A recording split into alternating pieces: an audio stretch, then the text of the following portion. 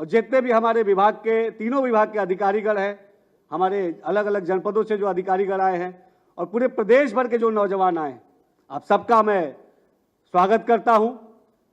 साथियों, एक आज बहुत ऐतिहासिक दिन है। इस ऐतिहासिक दिन का साक्षी बनने का सौभाग्य आज हम सभी को मिल रहा है। उत्तर प्रदेश की जो हमारी योगी जी की सरकार है, ये पूरे देश में जानी जाती है नौजवानों को आगे बढ़ाने वाली सरकार, नौजवानों को के सपने को पूरा करने वाली सरकार, नौजवानों के हौसलों को उड़ान देने वाली सरकार। 2017 के बाद से अब तक 2025 तक लगातार माननीय मुख्यमंत्री जी के नेतृत्व में उत्तर प्रदेश ने अपने नौजवानों को आगे बढ़ाने के लिए, उनके सपनों को पूरा करने के लिए, उनको क्वालिटी ऑफ एजुकेशन डिलीवर करने के लिए, पारदर्शी शिक्षा व्यवस्था और पारदर्शी परीक्षा व्यवस्था लागू करने के लिए काम किया है। 2017 से पहले एक तरफ उत्तर प्रदेश की तस्वीर एक बीमारू राज्य की थी। हमारी डिग्रियों को शक और शुबह की नजर से देखा जाता था, लेकिन मैं तमाम उत्तर प्रदेश के नौजवानों की तरफ से अपने माननीय मुख्यमंत्री जी का आभार व्यक्त करता हूं कि आज उत्तर प्रदेश का नौजवान देश के ही नहीं, विदेश के किसी कोने में जाके अगर अपनी डिग्री दिखाता है तो पूरे सम्मान के साथ उसको बैठा के रोजगार से जोड़ने का काम होता है। मैं फिर से, चूंकि समय, माननीय मुख्यमंत्री जी का आशीर्वाद आज हम सबको मिलेगा, मैं फिर से बहुत बहुत आभार अपने माननीय मुख्यमंत्री जी का व्यक्त करता हूं, क्योंकि उन्होंने हमेशा हम नौजवानों को प्रोत्साहित करने का काम किया है और ये हमारी उत्तर प्रदेश की नौजवानों की सरकार हमेशा हमको आगे बढ़ाने के लिए काम करती है। आप सबका फिर से बहुत बहुत आभार। जय हिंद। बहुत बहुत धन्यवाद माननीय। सेवा जिनका ध्येय है, समाज जिनका मर्म, विकास पथ पर अग्रसर जिनके प्रयास उत्तम धर्म। मैं स्वागत भाषण के लिए ऐसे ही दूरदर्शी नेता, हमारी माननीय राज्य मंत्री स्वतंत्र प्रभार समाज कल्याण श्री असीम अरुण जी से अनुरोध करती हूं। आपके उद्बोधन से हम सबको दिशा और प्रेरणा मिलेगी।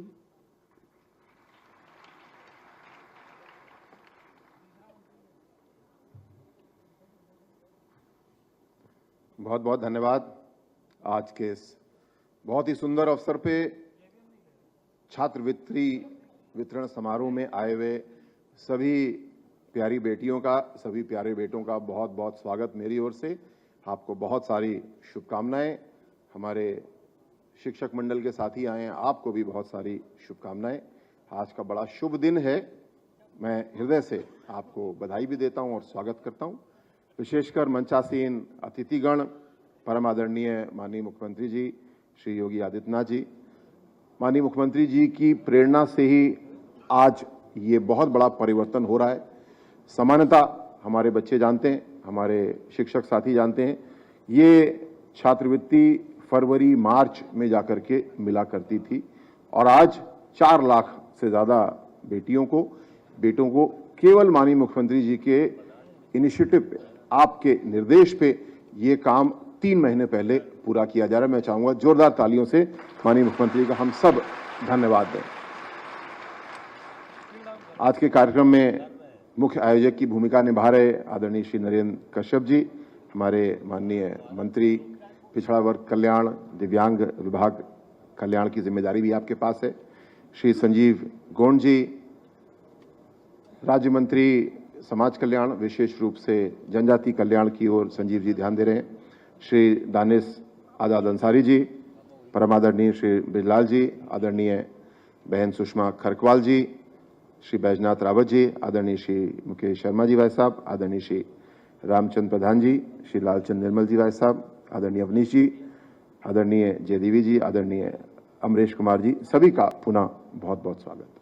आज कक्षा 9, 10, 11, 12 4 कक्षाओं की बेटों को करीब 4 लाख से ज्यादा बच्चों को आज छात्रवृत्ति का वितरण माननीय मुख्यमंत्री जी द्वारा बटन दबा करके किया जाएगा। ये हम सब के लिए बड़े गौरव की बात है। कल प्रधानमंत्री आदरणीय मोदी जी ग्रेटर नोएडा में जो उत्तर प्रदेश ट्रेड शो आयोजित हो रहा है, उसमें पूरे प्रदेश को, पूरे देश को संबोधित कर रहे थे और बहुत ही महत्वपूर्ण बात प्रधानमंत्री जी ने कही।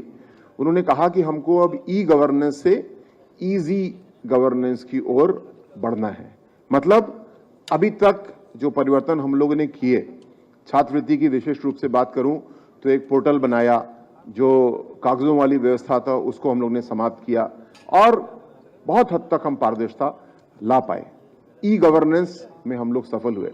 अब इसको ईजी गवर्नेंस करना है। आदरणीय मुख्यमंत्री जी का आदेश है कि एक ऐसी ऐप बनाई जाए जिससे कि हर छात्र कक्षा 9 से लेकर जितनी पढ़ाई कर रहे हैं अपना पूरा रिकॉर्ड उस पर देख सकें कि आपको कब कितनी छात्रवृत्ति मिली। केंद्र का अंश जो होता है, प्रदेश का अंश होता है, अगर कोई विलंब है तो क्यों है, आपको यहां वहां भटकना ना पड़े। इजी गवर्नेंस की ओर हम लोग बढ़ना चाहते हैं। दूसरा, इतने बड़ी संख्या में लगभग 60 लाख बच्चों को छात्रवृत्ति दी जाती है, तो कहीं ना कहीं कोई त्रुटि भी हो सकती है किसी बच्चे से भरने में, और उसकी वजह से छात्रवृत्ति से वंचित नहीं होना चाहिए। इजी गवर्नेंस, आपको ये मौका भी होगा इस साल से कि अगर कोई त्रुटि हो गई और अभी कट ऑफ डेट नहीं निकली है तो अपने फॉर्म में परिवर्तन भी कर सकते हैं, बैंक अकाउंट डिटेल चेंज कर सकते हैं, जिससे कोई भी बेटी कोई भी बेटा छूटना नहीं चाहिए। और इसके बावजूद अगर कोई समस्या है तो हमने एक हेल्पलाइन भी शुरू कर दी है जिस पे फोन करके बात करके चीजों को हम लोग हल कर सकते हैं। पुनः ई गवर्नेंस से इजी गवर्नेंस की ओर हम लोग को बढ़ना है, नई तकनीक का प्रयोग करना है और बजट की कोई कमी है नहीं। जितना बजट छात्रवृत्ति के लिए मांगा जाता है माननीय मुख्यमंत्री जी सहर्ष देते हैं, और हम लोग तो बजट सरप्लस राज्य हैं। जितने भी राज्य बजट सरप्लस उसमें भी हम सबसे ज्यादा हैं। आज हमारे पास, हम लोग डेफिसिट में नहीं है, हमारे पास ज्यादा कर आता है, ज्यादा रेवेन्यू आती है, और उसी वजह से ऐसी योजनाओं को मुख्यमंत्री जी और समर्थन दे पाते हैं। इसके विपरीत मैं याद दिलाना चाहूंगा, आपको याद होगा, आप लोग तो बच्चे छोटे हैं, 2017 में जब समाजवादी पार्टी की सरकार थी तो उन्होंने अपने अंतिम वर्ष में सारी छात्रवृत्ति रोक दी। माननीय मुख्यमंत्री जी को जनादेश मिला, आपके द्वारा कमान संभाली गई, और वो साल वित्तीय वर्ष का ऐसा था जिसमें डबल बजट लगा, क्योंकि जो समाजवादी पार्टी ने रोक दी थी छात्रवृत्ति, वो आदरणीय मुख्यमंत्री जी ने अगले वित्तीय वर्ष में दी और साथ साथ उस वर्ष की भी छात्रवृत्ति दी, यानी डबल काम करके दिया। ये बहुत बड़ी बात थी। जब आदरणीय योगी जी ने प्रदेश की जिम्मेदारी संभाली, उससे पहले 46 लाख छात्रों को छात्रवृत्ति मिलती थी। मुझे बताते हुए खुशी है कि आज पिछले वित्तीय वर्ष में 60 लाख बच्चों को छात्रवृत्ति मिली है, और इस साल इसको हम लोग और आगे बढ़ाने के लिए काम कर रहे हैं। कोई भी छात्र या छात्रा अब छूटेगी नहीं। आपकी तकनीकी गलती से, बैंक की गलती से, विभाग की गलती से आने वाले वर्ष से ऐसी इजी गवर्नेंस की व्यवस्था आ जाएगी कि आपका अधिकार आपको पूरा मिलेगा। और आज एक महत्वपूर्ण निर्णय माननीय मुख्यमंत्री जी लेने वाले हैं। पिछले वित्तीय वर्ष में कुछ कॉलेजों ने गलती की, कुछ हमारे अधिकारियों ने भी गलती की, और आज एक प्रस्ताव पे चर्चा होगी, और ऐसे सारे बच्चे जो पिछले साल किसी वजह से छूट गए थे, उनके लिए मैं माननीय मुख्यमंत्री से अनुरोध भी करूंगा, आपका आशीर्वाद मिलेगा। और वो सारे बच्चे यद्यपि पिछले वित्तीय वर्ष के हैं, ऐसा आज तक हुआ नहीं, उनको भी इस वित्तीय वर्ष में हम लोग छात्रवृत्ति देंगे, और अगले साल से कोई तकनीकी त्रुटि ना हो इसका सारा प्रबंध करेंगे, क्योंकि हम इस बात को समझते हैं हर बच्चे के लिए जो छात्रवृत्ति स्कॉलरशिप है वो उनके लिए बड़ा महत्वपूर्ण आधार है। उसमें अगर अनिश्चितता होगी तो हम पढ़ाई आगे नहीं कर पाएंगे।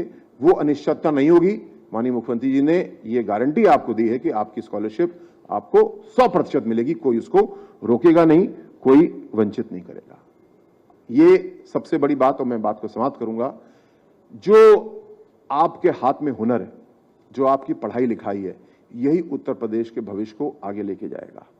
यद्यपि अभी तक के परिश्रम से ऐसा काम हुआ है जिसमें लगभग हर मानक में उत्तर प्रदेश नंबर 1 पे पहुंच चुका, लेकिन अगले 25 साल 30 साल दीर्घकालिक रूप से हमको नंबर 1 पे रहना है, और देश में नहीं विश्व में नंबर 1 पे जाना है। तो हमारी बेटियां, हमारे बेटे, आपके हाथ से ये काम होना है। आपके हाथ में हुनर है, आपके मन में कुछ नवाचार है, कुछ नया करने की ललक है, तो हम लोग निश्चित रूप से आगे बढ़ेंगे। और आज का ये कार्यक्रम आपको इसी आशीर्वाद देने के लिए माननीय मुख्यमंत्री जी को हम लोगों ने आमंत्रित किया। माननीय मुख्यमंत्री जी ने समय दिया, समस्त अतिथिगण आए हैं, आपका समय भी बहुत ही महत्वपूर्ण है। हमारी बेटियों को, हमारे बेटों को आशीर्वाद मिलेगा। आज हम सब बहुत बहुत आभारी हैं। सभी का पुनः मैं बहुत स्वागत करता हूं। धन्यवाद। जय हिंद।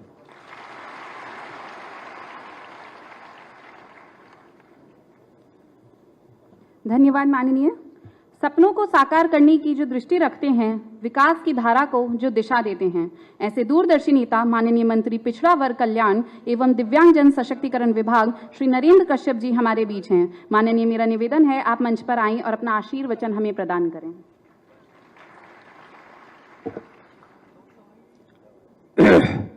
भारत माता की, भारत माता की, भारत माता की, वंदे वंदे वंदे। छात्रवृत्ति वितरण समारोह के इस अत्यंत महती अवसर पर हम सबके मध्य उत्तर प्रदेश के बहुत ही यशस्वी, तेजस्वी, तपस्वी माननीय मुख्यमंत्री श्रद्धेय श्री आदरणीय योगी आदित्यनाथ जी, जो आज के समारोह के हमारे मुख्य अतिथि हैं। मैं सभागार में उपस्थित सभी जनों से आग्रह करूंगा कि माननीय मुख्यमंत्री जी के अभिनंदन में एक बार जोरदार तालियां बजा के महाराज जी का अभिनंदन करें। यशस्वी माननीय मंत्री श्री असीम अरुण जी, माननीय मंत्री श्री दानिश आजाद अंसारी जी, माननीय मंत्री श्री संजीव गौड़ साहब, माननीय मेयर श्रीमती सुषमा खटवाल जी, माननीय सांसद श्री ब्रजलाल जी, श्रीमती जयदेवी जी, माननीय विधायक श्री मुकेश जी एमएलसी साहब, श्री लालजी प्रसाद जी एमएलसी साहब, श्री रामचंद्र जी प्रधान एमएलसी साहब, मंचस्थ संवैधानिक पदों पर आसीन सभी महानुभाव, तीनों विभागों के पिछड़ा वर्ग कल्याण, समाज कल्याण और अल्पसंख्यक समाज के सभी अधिकारी एवं कर्मचारीगण, मीडिया के मित्र बंधु और आज बड़ी संख्या में देश की भावी आशा के रूप में उपस्थित हुए हमारे प्यारे प्यारे बच्चे और बच्चियां, माननीय मुख्यमंत्री जी का मैं तीनों ही विभाग की तरफ से हृदय की गहराइयों से आभार व्यक्त करता हूं, धन्यवाद व्यक्त करता हूं। महाराज श्री जी, आपने उत्तर प्रदेश की छात्रवृत्ति के वितरण की व्यवस्था में आज क्रांति लाने का काम किया है। जिस छात्रवृत्ति को हमारे प्रदेश भर के बच्चे फरवरी और मार्च में बड़े संघर्ष के बाद ला पाते थे, आपका मार्गदर्शन, आपका कुशल नेतृत्व और हमारे तीनों विभागों के अधिकारियों के सफल प्रयास से आज वो छात्रवृत्ति हम 6 महीने पहले आपके कर कमलों से वितरित करने वाले हैं। इसके लिए महाराज श्री जी का बहुत बहुत आभार और धन्यवाद व्यक्त करता हूं। माननीय मुख्यमंत्री जी, आज लगभग 4 लाख बच्चों को आपके शुभ हाथों से, वो भी ऐसे महीने में जब हम सब लोग धार्मिक अनुष्ठानों के साथ जुड़े हैं, आज इन सब बच्चों को छात्रवृत्ति पाने का अवसर मिलेगा, जिसमें 89 करोड़ 96 लाख से अधिक धनराशि वह होगी। माननीय मुख्यमंत्री जी, मुझे बताते हुए यह भी हर्ष है कि आपका मार्गदर्शन और बच्चों के प्रति जो आपका सद्भाव है, संवेदना है, उसका सुखद परिणाम यह है कि 2024-2025 में अकेला पिछड़ा वर्ग कल्याण विभाग के माध्यम से 32,22,499 छात्रों को हम छात्रवृत्ति देने में कामयाब हो सके। ये आपके मार्गदर्शन का परिणाम है। मुझे ये भी संज्ञान में लाना है माननीय मुख्यमंत्री जी कि 2016-2017 में पिछड़ा वर्ग कल्याण विभाग का बजट केवल 1295 करोड़ यानी 1295 करोड़ था 16-17 में पिछड़ा वर्ग कल्याण का बजट। लेकिन माननीय मुख्यमंत्री जी, आपने दरिया दिली दिखाई, आपने बच्चों के प्रति अपने हृदय को खोलते हुए इस वर्ष पिछड़ा वर्ग कल्याण विभाग को 3125 करोड़ रुपए की धन की व्यवस्था कर दी है। महाराज जी, मैं आपका बहुत हृदय से आभार व्यक्त करता हूं कि आपने उत्तर प्रदेश भर के बच्चों को छात्रवृत्ति से संतप्त करने के लिए अपना खजाना खोला है। और बच्चों, मैं आपको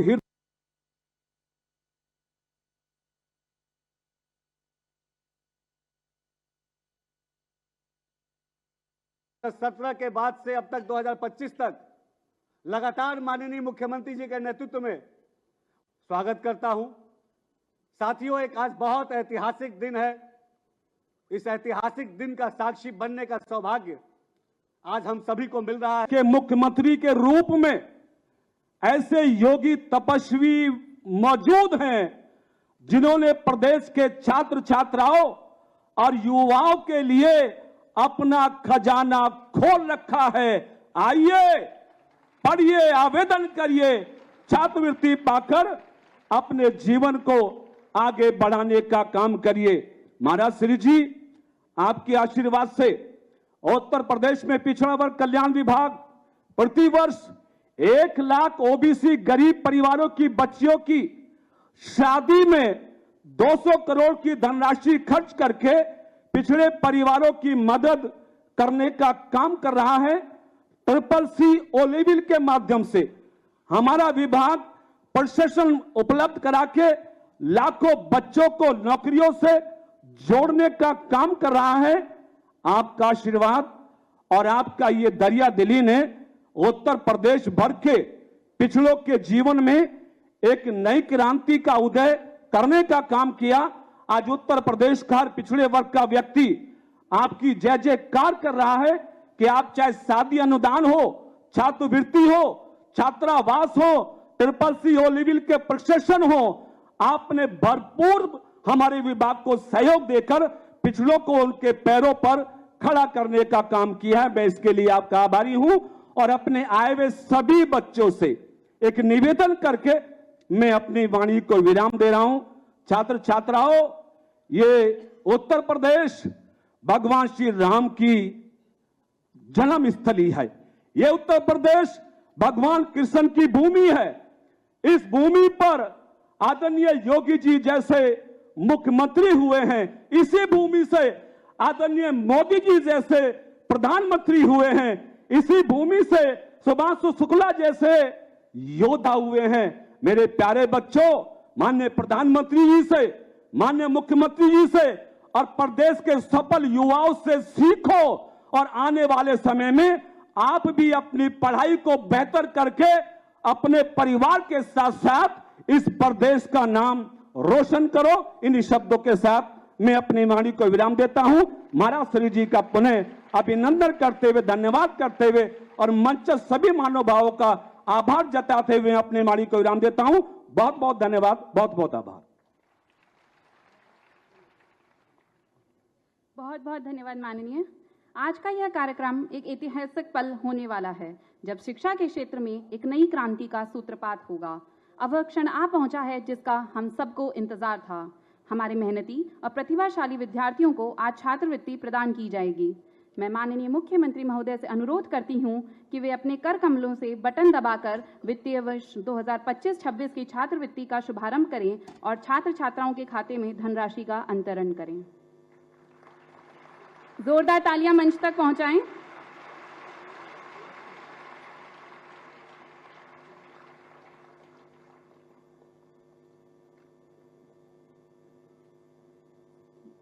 बहुत बहुत धन्यवाद आप सभी का माननीय।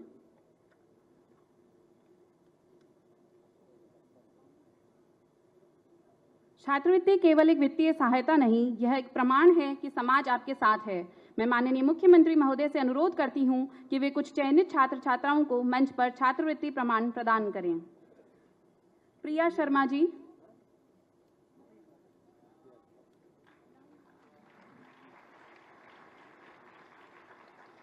शीतल कश्यप जी,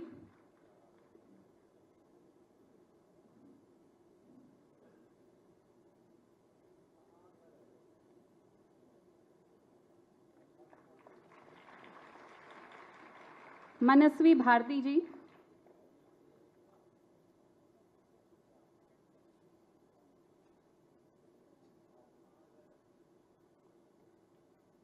अनमता जी,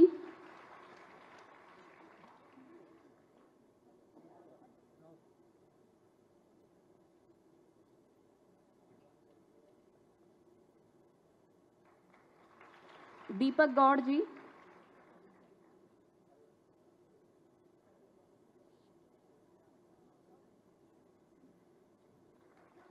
शिवा कुमार जी,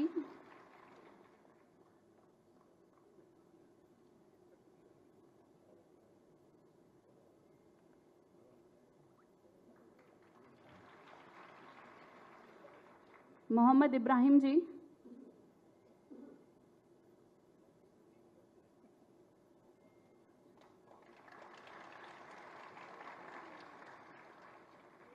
साक्षी चौरसिया जी,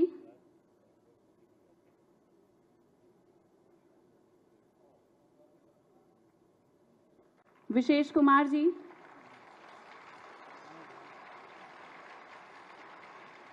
विष्णु कुमार जी,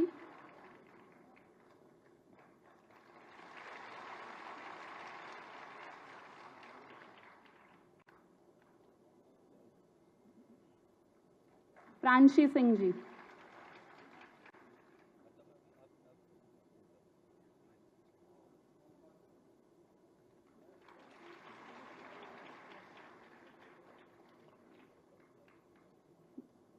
बहुत बहुत धन्यवाद माननीय। एक बार जोरदार तालियां इन सभी छात्र छात्राओं के लिए। सिंह गर्जना सी वाणी, हिम शिखर सा धैर्य है, नेतृत्व जिनका दीप है, उज्जवल पथ का वैराग्य है। युग पुरुष वे योगी हैं, जन जन का जिनमें विश्वास है, उत्तर प्रदेश की धड़कन हमारा अभिमान है। जिन्होंने सुशासन को सिर्फ नीति नहीं बल्कि जन आस्था का विश्वास बनाया, ऐसे तेजस्वी, कर्मयोगी, जनप्रिय नेता, हम सब के मार्गदर्शक उत्तर प्रदेश के माननीय मुख्यमंत्री श्री योगी आदित्यनाथ जी से मैं बहुत ही आदर के साथ अनुरोध करती हूं कि वे अपने आशीर्वचनों से हम सबको अनुग्रहित करें।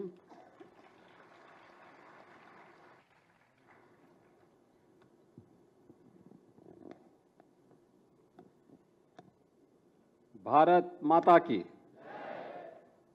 ये छात्रों की आवाज नहीं है। भारत माता की, भारत माता की। ऊपर वालों की आवाज क्यों नहीं आ रही है? ऊपर वाले भी बोलेंगे भारत माता की, भारत माता की, भारत माता की। वंदे वंदे वंदे। छात्रवृत्ति वितरण के आज के इस कार्यक्रम में मंच पर उपस्थित उत्तर प्रदेश सरकार में मंत्रिमंडल के मेरे सहयोगी, पिछड़ा वर्ग कल्याण और दिव्यांगजन सशक्तिकरण विभाग के मंत्री श्री नरेंद्र कश्यप जी, समाज कल्याण विभाग के मंत्री श्री असीम अरुण जी, अल्पसंख्यक कल्याण, वक्फ और हज विभाग के राज्य मंत्री श्री दानिश आजाद अंसारी जी, समाज कल्याण, अनुसूचित जाति और जनजाति कल्याण विभाग के राज्य मंत्री श्री संजीव गौड़ जी, अनुसूचित जाति जनजाति आयोग के अध्यक्ष श्री बैजनाथ रावत जी, लखनऊ की महापौर श्रीमती सुषमा खड़कवाल जी, राज्यसभा के माननीय सांसद श्री ब्रजलाल जी, विधान परिषद के माननीय सदस्यगण श्री मुकेश शर्मा जी, रामचंद्र प्रधान जी, लालजी प्रसाद निर्मल जी, इंजीनियर अवनीश कुमार सिंह जी और विधानसभा की सदस्य श्रीमती जयदेवी जी, पिछड़ा वर्ग कल्याण, दिव्यांगजन सशक्तिकरण विभाग, समाज कल्याण विभाग, अनुसूचित जाति जनजाति कल्याण विभाग और अल्पसंख्यक कल्याण विभाग से जुड़े हुए हमारे सभी अधिकारीगण और प्रदेश के अलग अलग कोनों से यहां पर उपस्थित हमारे प्यारे छात्र छात्राएं, प्रदेश के अलग अलग संस्थानों में उपस्थित वहां के सभी प्रधानाचार्यगण, समाज कल्याण विभाग के अधिकारीगण, पिछड़ा वर्ग कल्याण विभाग और अल्पसंख्यक कल्याण विभाग के सभी अधिकारीगण और प्यारे बच्चों, मैं सबसे पहले छात्रवृत्ति वितरण की शुभारंभ के अवसर पर आप सभी को हृदय से बधाई देता हूं और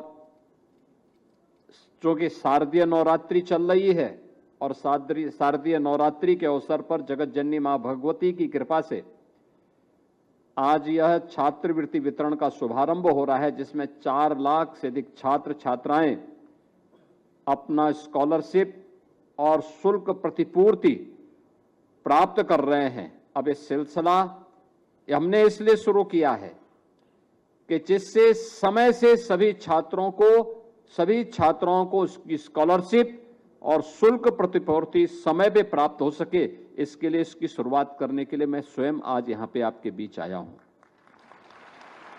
यह तो एक शुरुआत मात्र है, एक शुरुआत मात्र है। इससे भी बड़ी संख्या छात्र छात्राओं की है जिनको ये छात्रवृत्ति मिलनी है और छात्रवृत्ति भी बिना किसी हस्तक्षेप के प्राप्त होनी है। आप याद करिए 2017 के पहले, जिसके बारे में असीम अरुण जी, नरेंद्र कश्यप जी, दानिश आजाद जी और संजीव गौड़ जी कह रहे थे, क्या होता था जब कोई व्यक्ति छात्रवृत्ति वितरण करता था तो छात्र के पास छात्रवृत्ति नहीं पहुंच पाती थी, मनमाना होता था। जो छात्रवृत्ति सितंबर अक्टूबर में प्राप्त होनी चाहिए और छात्रवृत्ति मार्च अप्रैल तक पहुंच पाती थी और उसमें भी भेदभाव होता था। 2016 में अनुसूचित जाति जनजाति की छात्रों की छात्रवृत्ति ही नहीं मिल दी गई। जब 17 में हमारी सरकार आई तो मैंने एक साथ 17-18 की भी और 18-19 की भी छात्रवृत्ति, 16-17 की भी और 17-18 की भी छात्रवृत्ति एक साथ प्रदेश भर के सभी बच्चों को उपलब्ध करवाई थी, जिससे वे सभी बच्चे जो इसके हकदार थे उनको छात्रवृत्ति प्राप्त हो सके। अभी आपने देखा होगा असीम अरुण जी ने जो कहा,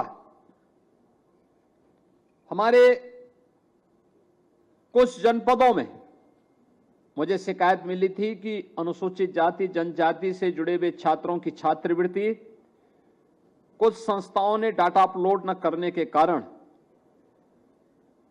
वह छात्रवृत्ति उन्हें प्राप्त नहीं हो पाई और डाटा लॉक हो गया। हम आज उस पर निर्णय करने वाले हैं और उन सभी छात्रों को जिनकी संख्या 5 लाख के आसपास है उनको स्कॉलरशिप देने की व्यवस्था कर रहे हैं। उसके लिए पैसा तैयार कर लिया गया है और मुझे लगता है कि दीपावली के पहले पहले उन छात्रों को भी स्कॉलरशिप जो गत वर्ष की बची हुई थी, और ये केवल न केवल छात्रवृत्ति मिल रही बल्कि जिन लोगों की गलती से वह छात्रवृत्ति नहीं मिली थी उनकी भी जवाबदेही उसमें तय हो रही है कि आखिर वे छात्र इससे वंचित कैसे।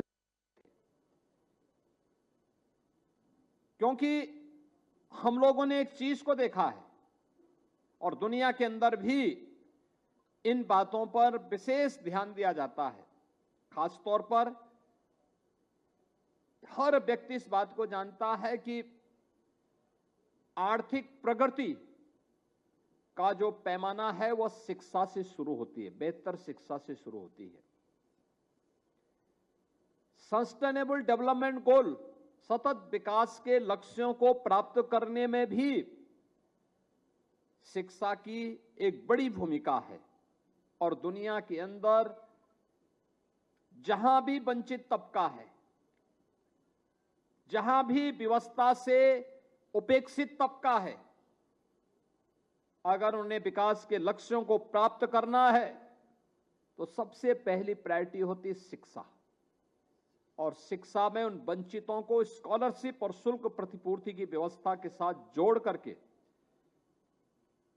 उत्तम और बेहतरीन शिक्षा के माध्यम से उनके विकास के मार्ग को प्रशस्त करना, उनकी प्रतिभा का लाभ विकास की योजनाओं में लेना, ये दुनिया के अंदर भी है। और पिछले 11 वर्षों में प्रधानमंत्री मोदी जी के नेतृत्व में हमने भारत के अंदर भी देखा है। आप याद करिए, हमारा ही देश है जिसने शिक्षा के अधिकार को एक मौलिक अधिकार बनाया। आरटी के तहत हर छात्र स्कूली शिक्षा प्राप्त कर सके, यह अनिवार्य किया गया। 5 से लेकर 14 वर्ष के बच्चे को स्कूल में होना चाहिए, अनिवार्य हो। बेटी को स्नातक तक की शिक्षा फ्री में प्राप्त हो, इसके लिए अनेक स्कीम तैयार की गई।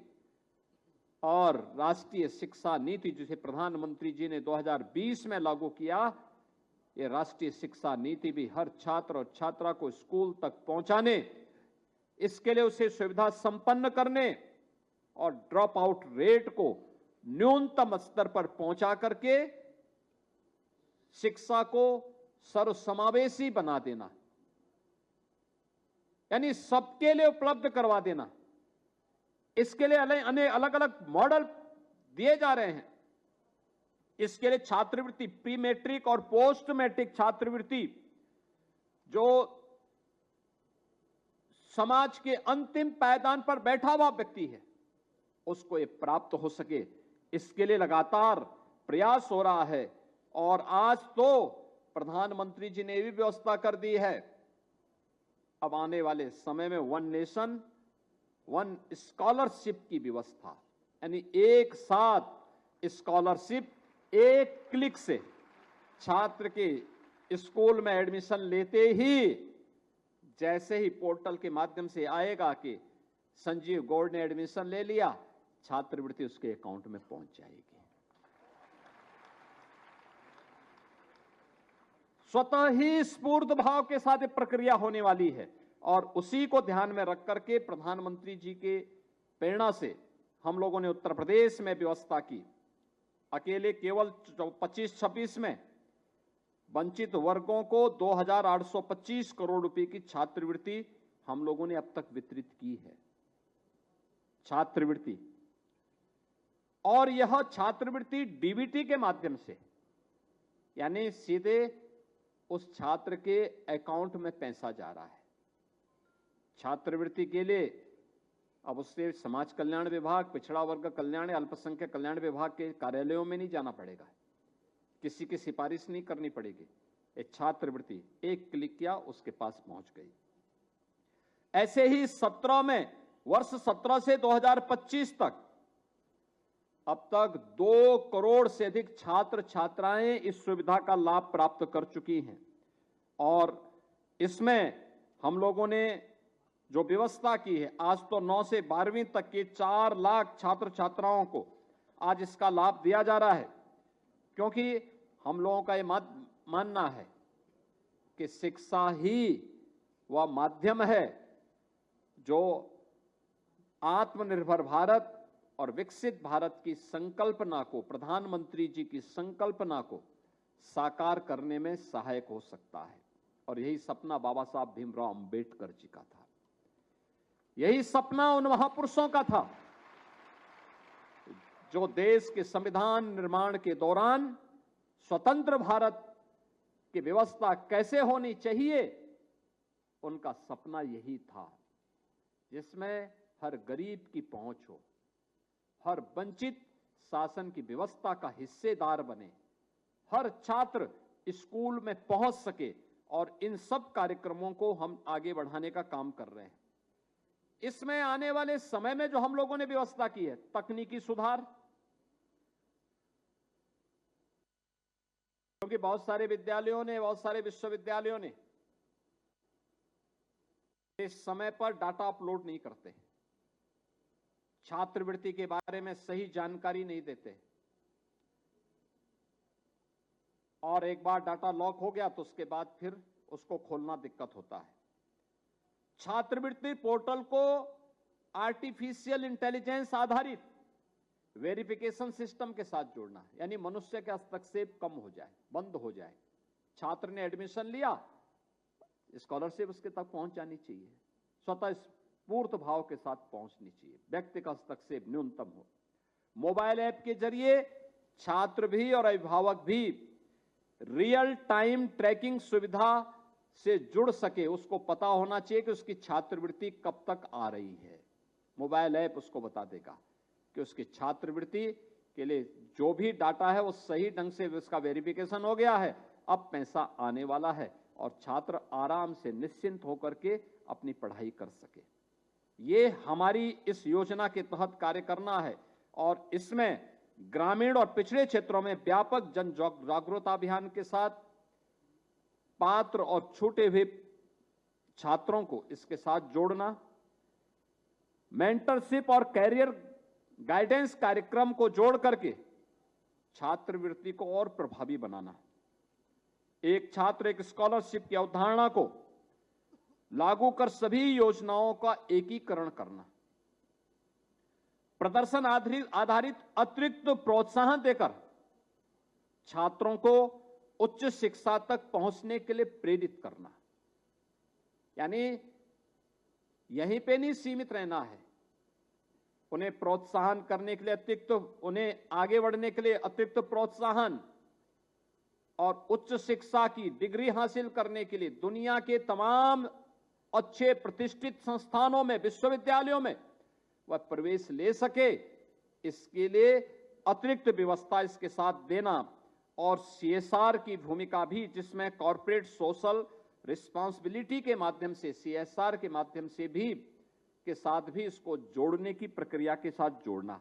यह एक प्रक्रिया प्रदेश सरकार ने इसके माध्यम से बनाने के साथ आगे तैयार किया है। मुझे प्रसन्नता है इस बात की कि जो हमारा शताब्दी संकल्प अभियान है, जिसमें यह देश जब आजाद होगा, आजाद हुआ था, अपनी शताब्दी महोत्सव मना रहा होगा, आजादी का शताब्दी महोत्सव कैसा होगा, यह तय करने के लिए शताब्दी संकल्प अभियान चल रहा है 2047 का। 2047 यह देश अपनी आजादी के 100 वर्ष पूरे करेगा। शताब्दी संकल्प का जो अभियान है हमारा कैसे होना चाहिए, इस शताब्दी संकल्प के साथ 2047 के साथ हम सब जुड़ सकें, उस संकल्प के लिए विकसित भारत का विकसित उत्तर प्रदेश होना चाहिए, आत्मनिर्भर भारत का आत्मनिर्भर उत्तर प्रदेश होना चाहिए। और उस अभियान को आगे बढ़ाने के लिए जो सरकार ने व्यवस्था की, मुझे उसके बारे में बताना है। खासतौर पर समाज कल्याण विभाग द्वारा अनुसूचित जाति जनजाति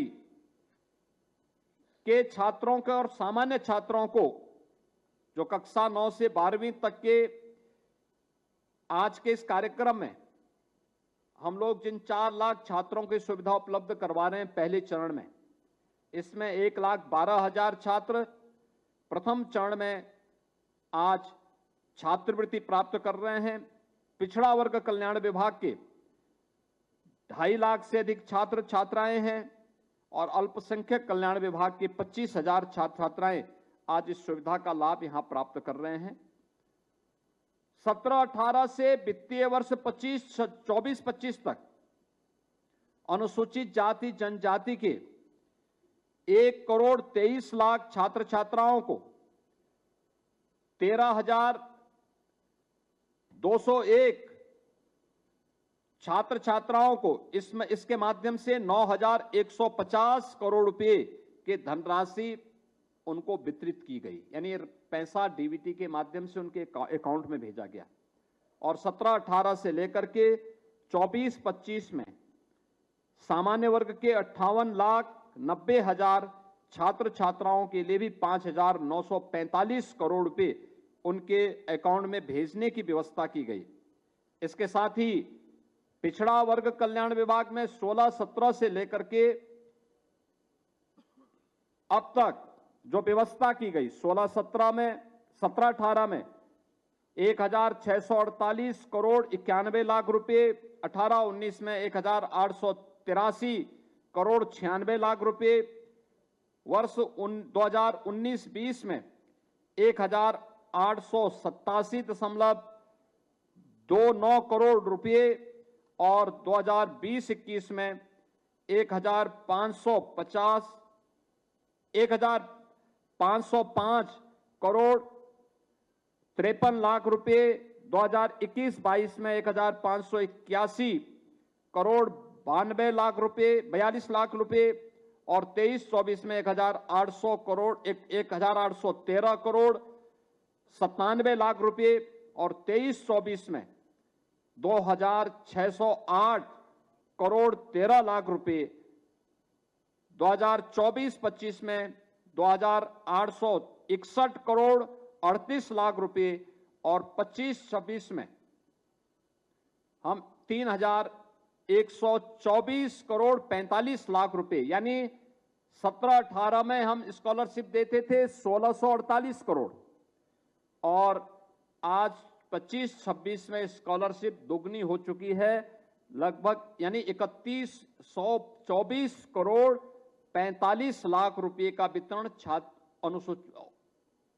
पिछड़े वर्ग के छात्रों को उपलब्ध करवाने की कार्रवाई की जा रही है।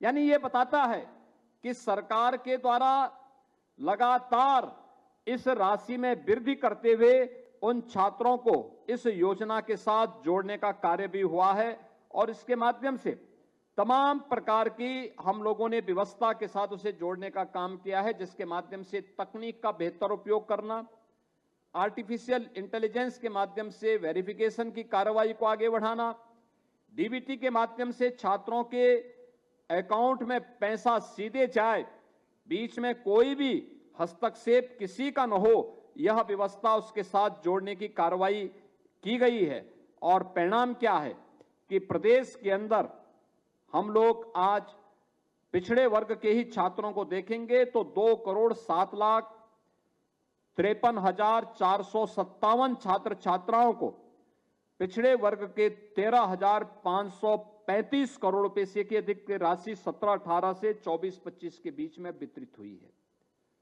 यानी सरकार इस मामले में लगातार पूरी प्रतिबद्धता के साथ कार्य कर रही है और इस कार्यक्रम के साथ हर छात्र छात्रा को जोड़ने का काम कर रही है। इसके लिए सरकार ने 16-17 से एक और व्यवस्था बनाई है कि पिछड़े वर्ग के छात्र छात्राओं के लिए कंप्यूटर प्रशिक्षण की व्यवस्था को भी 11 करोड़ से बढ़ाकर के 35 करोड़ रुपए की है। इसी के साथ छात्रावासों के अनुदान के लिए भी धनराशि की व्यवस्था की है और प्रदेश के अंदर अन्य कार्यक्रमों के साथ ही हम लोगों ने अल्पसंख्यक कल्याण से छात्रों के लिए भी छात्रों के लिए भी ये सभी प्रकार की व्यवस्थाएं प्रदेश के अंदर की हैं, जिसके माध्यम से वे सुविधा का लाभ ले सकें, अच्छी पढ़ाई कर सकें।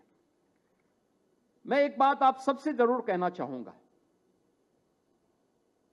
कि बाबा साहब भीमराव अंबेडकर इस बात को लेकर बराबर चिंतित रहते थे। वे कहते थे कि देखिए, जब तक हम पढ़ाई नहीं करेंगे, अच्छी शिक्षा नहीं लेंगे, तब तक किसी भी प्रकार की सरकार का अनुदान हमारा कल्याण नहीं कर सकती। केवल सरकार पर आश्रित रह करके नहीं, सरकार की सुविधाओं का बेहतर उपयोग करते हुए एक स्वस्थ प्रतिस्पर्धा के लिए अपने आप को तैयार करना है। आप मुझे बताइए, क्या बाबा साहब भीमराव अंबेडकर को या उन महापुरुषों को जिन्होंने समाज को एक नई दिशा दी, लोग पुरुष सरदार वल्लभ भाई पटेल हो या वे सभी महापुरुष जिन्होंने अपनी मेहनत से, अपनी प्रतिभा से समाज को एक नई दिशा दी।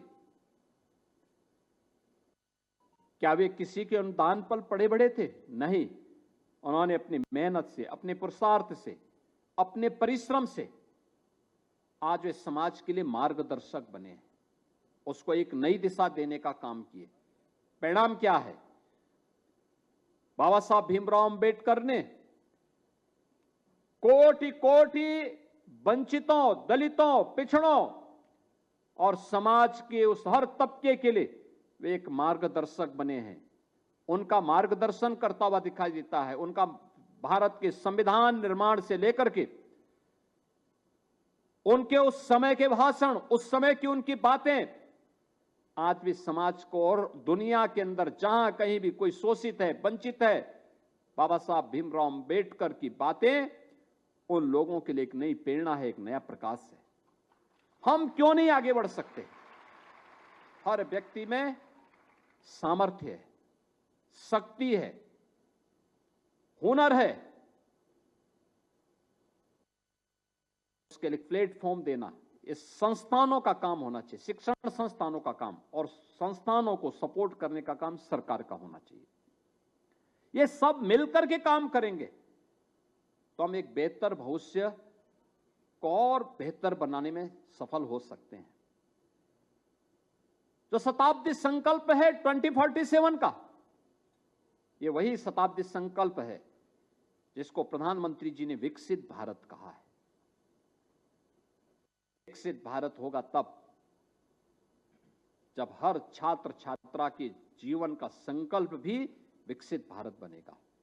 याद रखना, जब विकसित भारत का इस संकल्प चरितार्थ हो रहा होगा तब आपके हाथों में कमान होगी, तब आप व्यवस्था के विभिन्न हिस्से में काम कर रहे होंगे। कोई सरकारी अधिकारी होगा, कोई जनप्रतिनिधि होगा, कोई मुख्यमंत्री होगा,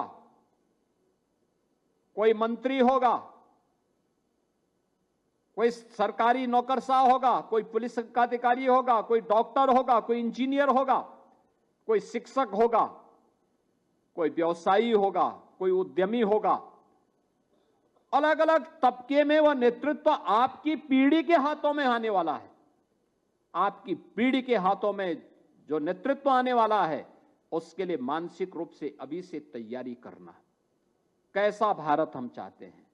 याद रखना, ये विभाजनकारी ताकतें देश को गुलाम बनाई थी और फिर से नए भारत के लिए प्रधानमंत्री मोदी जी के नेतृत्व में जो अभियान चल रहा है, उस आत्मनिर्भर और विकसित भारत के लिए फिर से बाधक बनकर के समाज को बांटने का काम कर रहे हैं। हमारा प्रयास होना चाहिए, हमें बंटना नहीं है, हमें एकजुट होकर के बेहतर शिक्षा के लिए हर छात्र को स्कूल तक पहुंचाना है, हर छात्र को, हर वंचित को स्कूली शिक्षा के साथ जोड़ना है, उसकी शिक्षा के उन्नयन के लिए प्रयास करना है। आज तो सरकार अनेक कार्यक्रम कर रही है। समाज कल्याण विभाग ने, समाज कल्याण विभाग के जितने भी छात्रावास हैं उनकी आश्रम की व्यवस्था, छात्रावासों की व्यवस्था को बेहतर बनाने का काम किया है। उनके सुंदरीकरण के कार्यक्रम, उनके मरम्मत के कार्यक्रम को अनुसूचित जाति, जनजाति और पिछड़ी जाति के साथ साथ हर गरीब, हर तबका जो तक व्यवस्था से कहीं ना कहीं उन सुविधाओं से वंचित रहता था, आज उसको व्यवस्था का मुख्य हिस्सा बनाने के लिए अनेक प्रकार के कार्यक्रम चल रहे हैं। आपने देखा होगा अभ्युदय कोचिंग की व्यवस्था और समाज कल्याण विभाग के द्वारा संचालित कोचिंग। परिणाम क्या है? प्रतियोगी छात्रों की संख्या में आज इन कोचिंग संस्थानों में जिन लोगों ने कोचिंग ली है, अभ्युदय कोचिंग से, समाज कल्याण विभाग के कोचिंग संस्थानों से, वे प्रतियोगी परीक्षाओं में सफलता का दर उनका निरंतर बढ़ता जा रहा है। निरंतर बढ़ता जा रहा है। हम लोग देखते हैं यूपीएससी का, Uttar Pradesh public service commission का, अधीनस्थ सेवा चयन आयोग का, तमाम अन्य आयोगों की परीक्षाओं में आज कैसे तैयारी होनी है, नीट के लिए, आईआईटी जेईई के लिए, किसी भी अन्य प्रतियोगी परीक्षा के लिए कैसे तैयारी होनी है, उसका प्लेटफॉर्म कोई उपलब्ध करवा रहा है। तो प्लेटफॉर्म उपलब्ध करवाने का काम अभ्युदय कोचिंग जैसे संस्थान कर रहे हैं, समाज कल्याण विभाग के संस्थान कर रहे हैं, और छात्र उसमें सफलतापूर्वक आगे बढ़ने का काम कर रहा है। और इसीलिए मैं आप सबसे इस बारे में कहूंगा कि हमें हिम्मत से काम लेनी होगी, दृढ़ संकल्प के साथ आगे बढ़ना होगा। जो पाठ्यक्रम, जो स्कॉलरशिप आपको दी गई है, जो शुल्क प्रतिपूर्ति दी जा रही है, इसका लाभ अच्छी शिक्षा प्राप्त करने के लिए। अगल बगल देखिए, कोई छात्र अगर स्कूल जाने से वंचित रह गया, उसको बताइए स्कूल चलिए, स्कूल पढ़ लेगा, उसका भला हो जाएगा। सरकार की सुविधा का लाभ देना चाहिए। सरकार ने अनेक व्यवस्थाएं की हैं। आपने देखा होगा कस्तूरबा गांधी विद्यालय 8वीं तक चलते थे, अब 12वीं तक कर दिए गए। एक ही कैंपस में गरीब घर की अनुसूचित जाति जनजाति की बेटियों को ला करके, पिछड़े वर्ग की बेटियों को ला करके पढ़ाने की व्यवस्था की जा रही है। छात्रावास में रहने खाने की व्यवस्था दी जा रही है, स्कॉलरशिप दी जा रही है, यूनिफॉर्म दी जा रही है। बेसिक शिक्षा परिषद के विद्यालयों में 1,60,00,000 बच्चों के लिए यूनिफॉर्म, 2 यूनिफॉर्म, जूता मोजा फ्री, स्वेटर भी की व्यवस्था की जा रही है, जिससे बच्चे पढ़ लिख जाएं। आंगनवाड़ी केंद्रों को सुदृढ़ करके एक व्यवस्था की जा रही है कि आंगनवाड़ी केंद्रों में जो बच्चे जाएंगे, 3 से 6 वर्ष तक के बच्चे, वे वहां केवल जा करके जाएंगे नहीं, पोषण मिशन के साथ साथ उन बच्चों को प्री प्राइमरी के बारे में भी वहां बढ़ाना है, अक्षर ज्ञान के साथ जोड़ना है, पोषण मिशन के साथ जोड़ना है, क्योंकि वो हमारा भविष्य है। और उस भविष्य को अगर वो स्वस्थ रहेगा तो समाज स्वस्थ रहेगा, और स्वस्थ समाज ही सशक्त बन सकता है, समृद्ध बन सकता है, और उसके लिए कार्य हो रहा है। आश्रम पद्धति के विद्यालय ये बनाए जा रहे हैं, जहां पे अनुसूचित जाति जनजाति के बच्चों को ला करके उनकी उत्तम पढ़ाई कराई जाती है। अटल आवासीय विद्यालय बन रहे हैं, रजिस्टर्ड श्रमिकों के बच्चों को ला करके, बीओसी बोर्ड में जो रजिस्टर्ड हैं उन बच्चों को ला करके 6ठी क्लास से लेके 12वीं क्लास तक की उत्तम शिक्षा की व्यवस्था, इतनी उत्तम व्यवस्था वहां पर जैसे सैनिक स्कूल के तर्ज पर उसको आगे बढ़ाया जा रहा है। उनका स्किल डेवलपमेंट के कार्यक्रम, मुख्यमंत्री कंपोजिट विद्यालय और पीएम श्री विद्यालय के माध्यम से शिक्षा के उन्नयन के लिए अनेक कार्यक्रम आगे बढ़ाए जा रहे हैं। ये इसलिए जिससे अच्छी शिक्षा आप अर्जित कर सके, आपकी प्रतिभा का लाभ देश को मिल सके, आने वाली पीढ़ी ले सके। शताब्दी संकल्प के अभियान में एक नेतृत्व के रूप में आप सब प्रभावी ढंग से विकसित भारत के इस मंत्र को अपने जीवन का हिस्सा बना करके देश को आगे बढ़ा सकें, और उसी अभियान के साथ जोड़ने के लिए आज हम सब यहां पर आए हैं। ये एक शुरुआत है। याद रखना, केवल 4 लाख ही बच्चे नहीं हैं, इस संख्या अभी कई गुना है। मेरी सभी संस्थानों से यह आग्रह होगा, उन बच्चों के डाटा को तत्काल अपलोड करें। एडमिशन बहुत सारे संस्थानों में पूरे हो चुके हैं, वे भी, और जहां पर अभी प्रयास नहीं हुआ, वे एडमिशन समय पे पूरा करते हुए उन बच्चों को भी डाटा को तत्काल अपलोड कर लें, जिससे हम इस प्रक्रिया को आगे बढ़ा सकें, समय पे बढ़ा सकें। हर छात्र को समय पे उसकी स्कॉलरशिप मिल सके, समय पे उसकी शुल्क प्रतिपूर्ति हो सके, समय पे सभी प्रकार की सुविधाएं उन्हें प्राप्त हो सकें, छात्र को इधर उधर भटकना ना पड़े। इस बात को सुनिश्चित करेंगे। और मैं विभागों से भी कहूंगा, पिछड़ा वर्ग कल्याण विभाग से, समाज कल्याण विभाग से, अनुसूचित जाति जनजाति के छात्र छात्राओं के लिए, अल्पसंख्यक कल्याण के छात्र छात्राओं के लिए, और जो सामान्य छात्र छात्राएं वंचित और गरीब तबके के हैं उनके लिए स्कॉलरशिप की जो व्यवस्था है, शुल्क प्रतिपूर्ति की जो व्यवस्था है, इस प्रतिपूर्ति को तत्काल इस प्रक्रिया को पूरा करते हुए एक एक स्तर पर जवाबदेही, इसका आवश्यकता पड़ती तो प्रशिक्षण, विश्वविद्यालय महाविद्यालय स्तर पर वर्चुअल हम प्रशिक्षण भी उनको दें, कैसे डाटा अपलोड करना है, और एक एक व्यक्ति को नोडल अधिकारी बना करके उसके माध्यम से इसको हम एक समय सीमा के अंदर प्रारंभ कर सकें।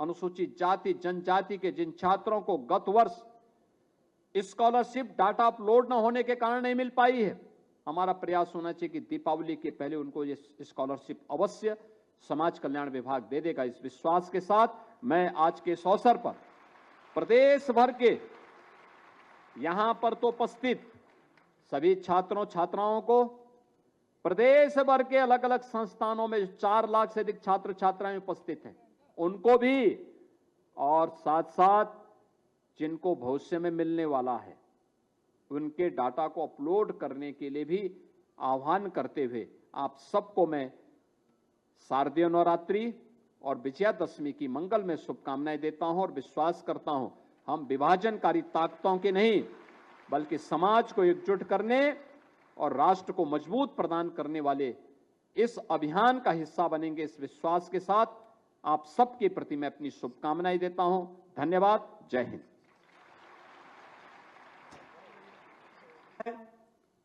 उत्तर प्रदेश की जो हमारी योगी